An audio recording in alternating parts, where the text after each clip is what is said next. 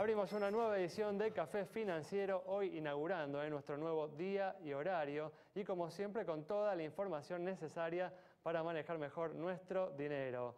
Hoy vamos a hablar de medicina prepaga. Te vamos a contar cuáles son las empresas con los planes de salud más económicos del mercado. Vamos a repasar lo sucedido en los mercados de capitales y en el último bloque vamos a analizar los hechos más destacados en materia económica de los últimos días con la visita de Ricardo López Murphy.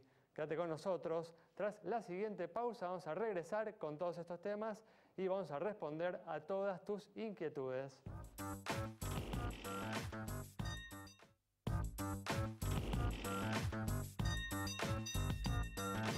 Bueno, ya estamos aquí con Santiago Chelala, también está Julián Siri, como siempre Julián nos acompaña para hacer el repaso de lo sucedido en los mercados de capitales. No nos está acompañando Yamila Escala, quien se tomó unas vacaciones, pero vamos a tener a nuestra colaboradora Daniela Siofi para brindarnos alguna información del mercado de seguros. ¿Qué tal? ¿Cómo andan? ¿Qué tal? Hola, ¿cómo estás? Gracias por estar aquí. Bueno, vamos a arrancar con todos los temas que tenemos para hoy y justamente en estos últimos días el dólar blue se ubicó en su nivel más bajo desde julio del año pasado. Había alcanzado a finales de septiembre los 15 pesos con 95, pero cerró hoy en torno a los 12 pesos con 50. Santiago amplía este tema. Sí, una semana corta que para los mercados terminó el día miércoles, por supuesto, el día de hoy. Y con un dólar blue que alcanzó 12,50, el valor más bajo en mucho tiempo. ¿A qué se debe esto? Bueno, el optimismo que reina en los mercados, que también puede verse en algunos valores de los títulos públicos, un juicio o resoluciones entre el gobierno y los fondos buitres que parecen dilatarse cada vez más, y un octubre que se aproxima con la expectativa de que haya un recambio del gobierno y que algunas medidas desagradables que se postergan justamente por la cercanía electoral, bueno, se tomen y se hagan a partir de diciembre próximo. Todo esto, bueno, genera un optimismo en los mercados. A esto se suma el comienzo del mes, 1 de abril, y se reabre el cupo para dólar ahorro, por eso también mucha gente compra por la vía oficial, por la FIP, con o sin el recargo del 20%. Recordemos que si uno retira, paga el 20%, pero si uno decide dejarlo en el banco por un año, 365 días, bueno, no paga absolutamente nada, consigue el dólar al precio oficial 8,90. Se están yendo, Alejandro, cerca de 500 millones de dólares por mes por la compra de dólar ahorro. Esto es un récord absoluto. Cada mes que pasa se alcanza un nuevo récord. En total suman cerca de 6.000 millones al año. Son el 20% de las reservas. Atención, porque alguna medida va a haber que tomar. Es un goteo silencioso pero permanente y que hace que las reservas no puedan crecer, que estén estancadas realmente en torno a los 31.000 millones de dólares. Sí, también pese el hecho, ¿no?, de que ante la perspectiva, ¿no?, del levantamiento del cepo cambiario en el próximo gobierno, aún previendo, ¿no?, un aumento importante del dólar oficial, la perspectiva, ¿no?, de comprar la moneda americana, los valores que hoy tiene el mercado paralelo, no parece muy tentadora, ¿no? Sí, lo que vos decís es muy importante. Recordemos que la mayoría de los candidatos están diciendo que van a levantar el cepo cambiario. Macri desde el día 1, desde la Unión Cívica Radical o UNEN, Lustó dijo que 13 pesos es caro para el dólar, es decir, que están esperando una unificación y un valor menor al actual para el tipo de cambio. Por eso mucha gente está diciendo, bueno, por ahí compro a 13, a 14 y termino perdiendo dinero. Tal cual. Bueno, muy bien, vamos a cambiar de tema y como prometimos al inicio del programa, ahora vamos a hablar de medicina prepaga. Te vamos a contar cuáles son las empresas con los planes de salud más económicos del mercado. Les pedimos a las principales empresas que nos coticen cuáles son los costos mensuales de los planes de salud más económicos que ofrecen en el mercado en este momento. Primero, un plan individual para un hombre de unos 40 años con una esposa y sus 2 hijos, y después un plan familiar que incluya a todos. Como podemos ver en la pantalla, lo más económico en este momento es Medicus para un plan individual con un costo de 875 pesos por mes, el Hospital Alemán 985 pesos, el Hospital Británico, SMG y Omnit con 1.386 pesos. Después le sigue el Hospital Italiano con 1.390 pesos, el Staff Médico 1.512, OSDE y Galeno con 1.575 pesos por mes. Ahora pasamos al plan de salud familiar para el matrimonio y sus 2 hijos. Esto, el más barato, la entidad es el Hospital Alemán, con un costo de 2.408 pesos por mes, Medicus, 2.459, Staff Médico, 3.154 pesos por mes, Omnit, y el Hospital Británico con 3.280. El Hospital Italiano, 3.300 pesos por mes, SMG, 3.536, Galeno y OSDE con 4.380 pesos por mes.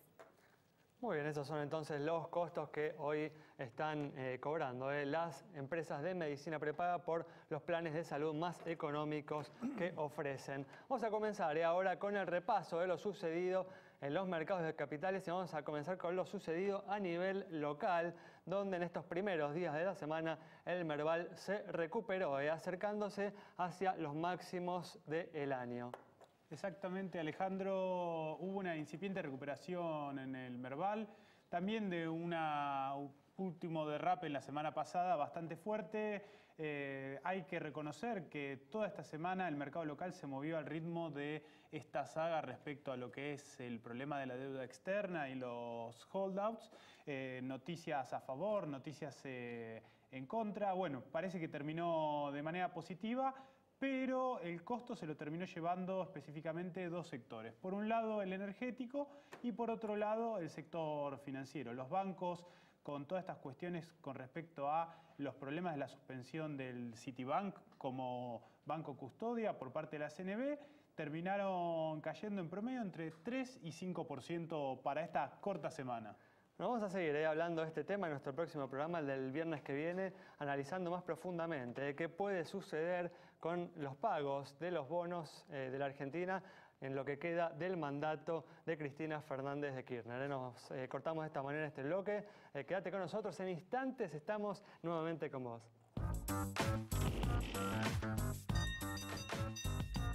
Bueno, estamos aquí de nuevo y vamos a comenzar a responder a todas tus consultas. Por ejemplo, tenemos la pregunta de Sofía sobre la situación del Banco Galicia.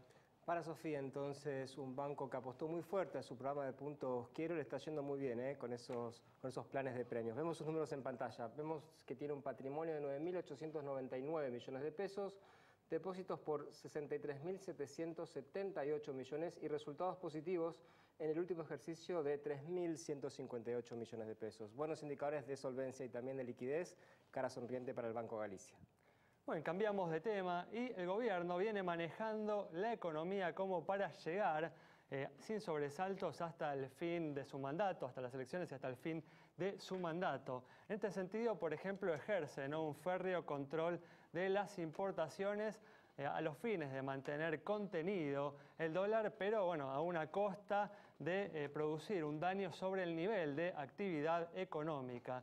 Nuestra colaboradora Maite Peñoniori dialogó con la gente para ver cómo cree que terminará, cómo será la economía en este fin de ciclo.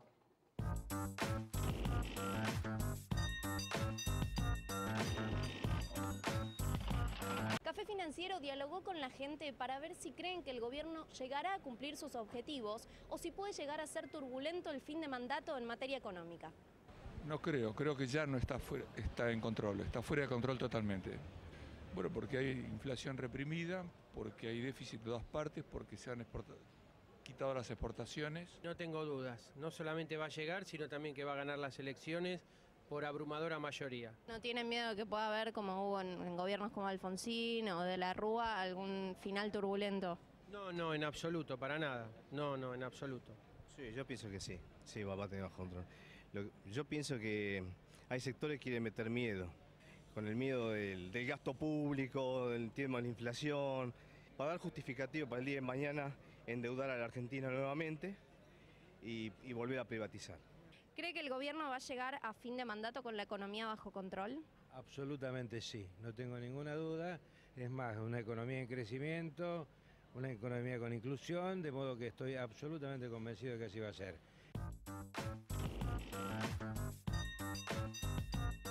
Bueno, vamos a seguir hablando de este tema en el próximo bloque con Ricardo López Murphy, pero da la impresión de que el gobierno cuenta con los medios para llegar hasta el fin del mandato sin sobresaltos. Eso sí, ¿no? Con la economía completamente estancada y dejándole una enorme tarea a la próxima administración. Mira, un colega que por supuesto no simpatiza con este gobierno me decía, esto es cuando pasa el teatro y la obra termina y todo el mundo aplaude. Y uno dice, ¿tan buena fue la obra? No, aplaude porque terminó, ¿no? Esto es más o menos algo parecido. Hay mucha expectativa puesta en un recambio de gobierno y justamente lo que va a venir después de diciembre. Muy bien, bueno, vamos a seguir ahora repasando lo sucedido esta semana en los mercados de capitales. Y ahora vamos a hablar de lo sucedido en los mercados externos, donde se siente, ¿no?, cierta incertidumbre y se sufre una gran volatilidad. ¿Es así, Julián? Eso es correcto. La realidad es que, por un lado, se percibe a Estados Unidos como un motor de crecimiento que está mostrando ciertas llamadas de advertencia. Específicamente, si uno toma indicadores, por ejemplo, hay uno computado por la Reserva Federal de Atlanta, que es una suerte de indicador del crecimiento del Producto Bruto Interno en tiempo real. A medida que van apareciendo nuevos datos económicos, los va computando para hacer una previsión de lo que va a ser el crecimiento cuatrimestral. Bueno, este indicador está mostrando para el primer cuarto del 2015 un crecimiento de 0, con una economía estancada. Hoy por hoy, digamos, hay factores que perturban la percepción de los agentes económicos, especialmente por el lado de la caída de los commodities, del petróleo específicamente, y el impacto que esto tuvo a nivel corporativo. Un montón de empresas que estaban reajustando sus inversiones de capital y esto claramente está también generando un efecto residual en el crecimiento del PBI. Hay que ver cómo sortea esto Estados Unidos por un lado y cuán exitosos son los programas de quantitative easing, de relajación monetaria, si querríamos hacer alguna llamada traducción rápida. Las políticas expansivas a nivel monetario Europa, por parte de Japón. Exactamente, e incluso de China. Se empezó a hablar de China como potencial nuevo candidato a quantitative easing. Bueno, hay que ver cuánto impactan en el crecimiento real de cara a lo que resta del año. Por ahora tenemos alta volatilidad y magros resultados a nivel financiero. Y con nuevos conflictos militares, ¿no?, en nuevos lugares del mundo, como por ejemplo el conflicto que se viene desatando en Yemen, ahí en la península arábiga. Bueno, vamos a cerrar este bloque como hacemos siempre, respondiendo una última consulta, en este caso sobre la situación de una empresa de seguros. Para Martín, que nos preguntó por la empresa Integrity, le contamos que esta empresa cuenta con un activo de 837 millones, pasivos 731 millones, patrimonio 105 millones, resultados negativos por 71 millones, primas 217 e informa 1.562 juicios. Con indicadores que se condicen con los de nuestro mercado, le otorgamos la luz verde de nuestro semáforo. Muy bien, como siempre decimos, hay información muy importante que tenés que averiguar al momento de contratar a tu compañía de seguros para tener la tranquilidad de que en caso de siniestro la compañía va a tener los recursos para hacer frente a sus compromisos. Cerramos de esta manera este bloque. Quédate con nosotros. Al regreso vamos a estar analizando los hechos más destacados en materia económica de estos últimos días con la presencia de Ricardo López Murphy.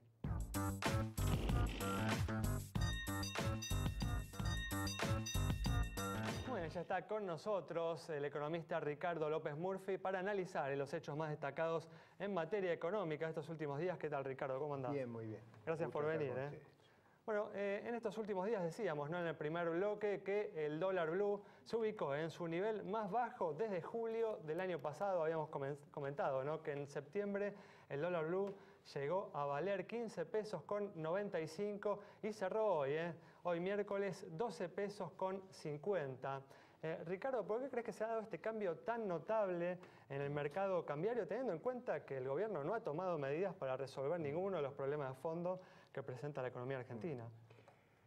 Yo diría, en términos de flujo, una cosa que está operando es que las compras del dólar ahorro por los particulares alcanzaba un récord. Entonces ese es un mecanismo de inyección. Mucha de esa gente revende y el Banco Central está más como si dispuesto, hubiera ¿no?, que antes un flujo muy significativo. Lo segundo es que yo creo que la gente tiene un horizonte de corto plazo, que cree que no va a haber un trastorno, probablemente perciba más dificultades a medida que transcurre el año, sobre todo tomando en cuenta que va a haber un cambio en la administración. Me parece que los candidatos han, de una manera o de otra, con algunos días unos, al amanecer otros, pero han dicho que van a eliminar las restricciones cuantitativas que tenemos, y eso implica una gran devaluación en el momento que se haga.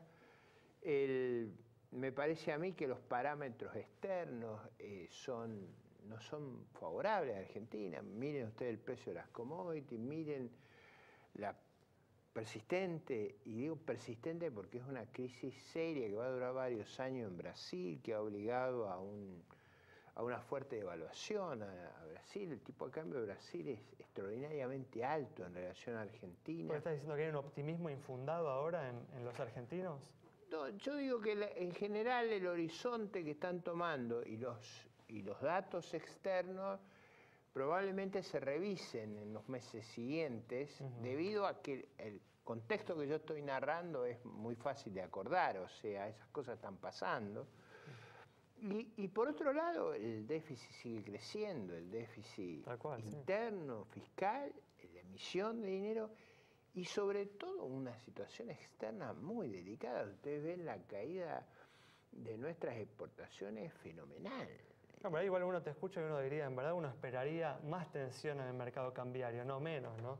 Bueno, desde este punto de vista yo creo que vamos hacia una gran tensión en algún momento. Mi sensación es que en otras circunstancias esa tensión requiere algo que actúe como un gatillo, que produzca el cambio de perspectiva. Me parece que a medida que pasan los meses esa tensión debería ir subiendo. Yo creo que la gente que sale a comprar dólares en el dólar ahorro hace muy bien, y batimos récord uno tras otro, y eso, yo creo que eso está indicando que ahí hay una tensión larvada. Esa es mi interpretación. De todas maneras, yo reconozco que yo lo veo barato al dólar, al oficial y al marginal. También ves el marginal barato, sí, en 12 pesos con 50. Bueno, lo veo sobre todo haciendo la comparación que ustedes mencionaban, mirando hacia atrás. Lo veo ¿por qué? Porque yo digo, el contexto se ha deteriorado mucho. O sea, no es solo que la política oficial coadyuva ese deterioro, sino que el contexto externo se ha deteriorado, y se ha deteriorado por varias razones. Olvidémonos de la región. Europa ha devaluado mucho, Rusia ha devaluado mucho, Ucrania ha devaluado mucho. Todos esos países forman parte de nuestra clientela. Entonces yo digo, estratégicamente la Argentina, al revés de los otros países que han hecho correcciones cambiarias muy significativas, miren Colombia, no solo miren México, es decir, me da la sensación de que nosotros hemos quedado reevaluándonos respecto al dólar en términos reales, cosa que hasta donde yo sé lo hace el franco suizo, y no me animo a mencionar si hay alguna otra moneda en el mundo que haga eso. En ese contexto, por ahí habría que agregar la esperanza de que haya una suba de tasas de interés en los Estados Unidos ahora mismo, ¿no? A mitad de año ya hubo varios comentarios al respecto. Cada vez que pasó eso, Argentina le fue mal, ¿no? Porque los capitales fluyen hacia los Estados Unidos. Bueno, si eso ocurriera, eso agravaría. Yo ahí soy menos, digamos, estoy menos inclinado a enfatizar ese aspecto. A mí me parece no hay tantos capitales. La revaluación del dólar ha sido tan fuerte, y eso produce, y ustedes lo señalaban en los bloques anteriores, no solo un efecto deflacionario, sino también daña las utilidades y daña a todo el sector exportador, sustituido de importaciones. Por eso yo creo que si la Reserva Federal sube la tasa y agrava la revaluación del dólar, eso produce un efecto en la economía doméstica de los Estados Unidos que me parece a mí contraindicado. La revaluación del dólar ha sido brutal. De hecho, han moderado el discurso, ¿no? Justamente absolutamente. A partir de ese proceso. Creo que mirando este aspecto que yo señalo, tal cual. Yo diría que las tensiones sobre Argentina, más que de la tasa de interés mundial, van a venir del precio de las commodities. En eso me parece que hay una tendencia larga, de varios años por delante, donde no vamos a disfrutar de los precios excepcionales que disfrutaban en el pasado, y me parece que la presión central viene de Brasil, donde el déficit que tiene fiscal es gigantesco. Menor que el de acá, ¿no? Sí, pero con menos inflación también. Sí. Entonces eso se financia colocando deuda, y están colocando deuda de una manera extraordinaria, y al mismo tiempo tiene un déficit externo muy complicado. A mí me parece, yo no sé si ustedes han seguido la saga con cuidado, pero el ministro Levy a veces le enmienda la plana al presidente. ¿Ustedes se imaginarían en la Argentina un ministro que le enmiende la plana al presidente? Yo no recuerdo un caso así. Y eso da una idea. A un expresidente de Brasil ha dicho que Dilma Rousseff es rehén de Levy. O sea, como diciendo, el ministro de Economía tiene que hacer una tarea tan dura por delante que va a obligar a subordinar la estrategia política del gobierno a su gestión. Y enfatizo esto porque en el fondo la única forma de atenuar el receso en Brasil es dejar que el tipo de cambio se devalúe más. Dicen de todas formas que con un dólar a 3,15, 3,20, que es más o menos el valor que estaba teniendo estos últimos días, la industria de Brasil sería competitiva. Hay versiones en ese sentido. Pero el problema es el déficit en cuenta corriente. Ellos llegaron a tener 90.000 millones. 90.000 millones con los niveles de exportación que ellos tienen. Corregir eso es un esfuerzo gigantesco. Yo tengo la sensación que es posible que hayan eliminado gran parte de la pérdida de competitividad, pero necesitan más para dar vuelta a un fenomenal déficit que han armado a lo largo de los años donde tuvieron condiciones favorables. Bueno, todos estos factores que mencionás, todo esto que podríamos denominar restricción externa, por ahí como le dicen en el gobierno, Sí. digamos, en la Argentina pega siempre, sí hay que pagar deuda, pero después del vencimiento de 2015 hay un vencimiento próximo en 2017 que no es tan grande, y después nos vamos a 2024. Es decir, la Argentina no está endeudada en dólares. Bueno, ahí vamos con cuidado. Primero, ¿cuál es el verdadero déficit en cuenta corriente de Argentina? Yo la verdad no lo sé. Yo digo, ¿por qué? Si ustedes miran los números de exportaciones e importaciones, el número que publica el gobierno y la base de usuarios da diferente. Y eso da diferente hace 2 años, 2 años y pico. Antes no daba diferente. Y si uno toma la base de usuarios, el problema de cuenta corriente es muy severo, siendo que los números que vemos ya son muy severos. A mí me parece que acá, más que un desequilibrio de deuda, un desequilibrio de una economía que se basaba en altos precios de las commodities y en una moneda muy revaluada de su principal vecino. Esas dos cosas han desaparecido. Ese es me parece que eso de por sí nos genera una presión muy grande. ¿Por qué? Porque la única manera de recuperarnos hacia adelante que yo veo en materia de exportaciones es subiendo cantidades. Ahora, para subir cantidades, uno necesita aumentar la rentabilidad de los sectores exportadores. Y eso implica más tipo de cambio real. Yo no veo otra manera de hacerlo.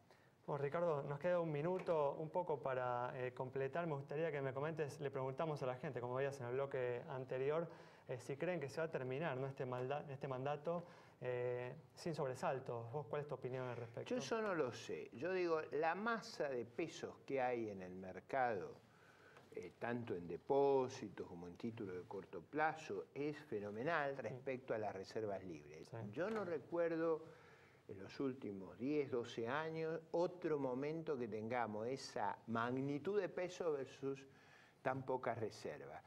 ¿De qué depende entonces? De que la gente que tiene los pesos decida o no cambiar de portafolio. Eso yo hoy no me animaría a hacer un juicio, ni por la buena ni por la mala. Podría haber problemas graves en la economía. Bueno, si la gente decide cambiar de portafolio, eso produce un sismo. ¿Qué va a mirar la gente? Va a mirar el futuro, y ahí empieza la primera reflexión que yo les hacía. Muy bien, bueno, Ricardo, muchas gracias. Nos vamos entonces con el análisis en detalle de Ricardo López Murphy sobre los problemas que presenta la economía y las dificultades que tiene por delante. Nos vamos, nos reencontramos, recuerden, en nuestro nuevo día y horario también de el viernes a las 20 horas, aquí en Metro.